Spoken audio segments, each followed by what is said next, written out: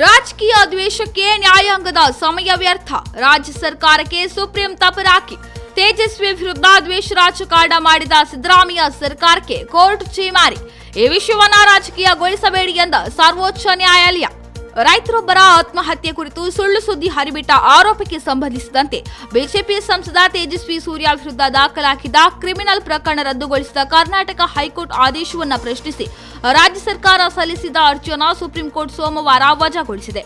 BJP ಸಂಸದ ತೇಜಸ್ವಿ ಸೂರ್ಯ ಅವರು ರೈತರ ಆತ್ಮಹತ್ಯೆ ಕುರಿತು ಹಾಕಿದ್ದ ಪೋಸ್ಟ್ ಪ್ರಕರಣವನ್ನ ಮತ್ತೆ ವಿಚಾರಣೆ ನಡೆಸಬೇಕು ಎಂದು ಕರ್ನಾಟಕ ಸರ್ಕಾರ ಸಲ್ಲಿಸಿದ ಅರ್ಜಿಯನ್ನ ಸುಪ್ರೀಂ ಕೋರ್ಟ್ ವಜಾ ಮಾಡಿ ಸರ್ಕಾರಕ್ಕೆ 25 ಲಕ್ಷ ರೂಪಾಯಿ ದಂಡ ವಿಧಿಸಿದೆ.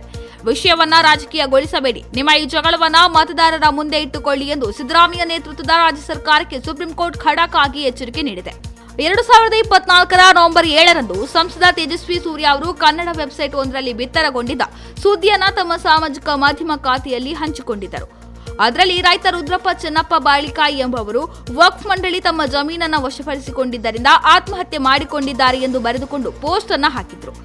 ಆದರೆ ಆ ಮಾಹಿತಿ ತಪ್ಪು ಎಂದು ತಿಳಿದ ಕೂಡಲೇ ತಾವು ಹಂಚಿಕೊಂಡಿದ್ದ ಪೋಸ್ಟ್ ಅನ್ನ ಡಿಲೀಟ್ ಕೂಡ ಮಾಡಿದ್ರು. ಆದಾಗ್ಯೂ ರಾಜ್ಯ ಕಾಂಗ್ರೆಸ್ ಸರ್ಕಾರ ಪೊಲೀಸ್ ಇಲಾಖೆ ಮೇಲೆ ಒತ್ತಡ ಹೇರಿ ಸಂಸದರ ಮೇಲೆ ಎಫ್ಐಆರ್ ದಾಖಲಿಸಿತು. ಮತ್ತೆ ಈ ಪ್ರಕರಣವನ್ನು ತನಿಖೆ ನಡೆಸಬೇಕೆಂದು ಕೋರ್ಟ್ ಮೆಟ್ಟಿಲೇರಿತ್ತು. ಆದರೆ ಸರ್ಕಾರದ ಈ ನಡೆಗೆ ಇದೀಗ ನ್ಯಾಯಾಲಯ ರಾಜಕೀಯ ದ್ವೇಷವನ್ನ ಕೋರ್ಟ್ವರೆಗೆ ತರಬೇಡಿ ಎಂದು ಛೀಮಾರಿ ಹಾಕಿದೆ.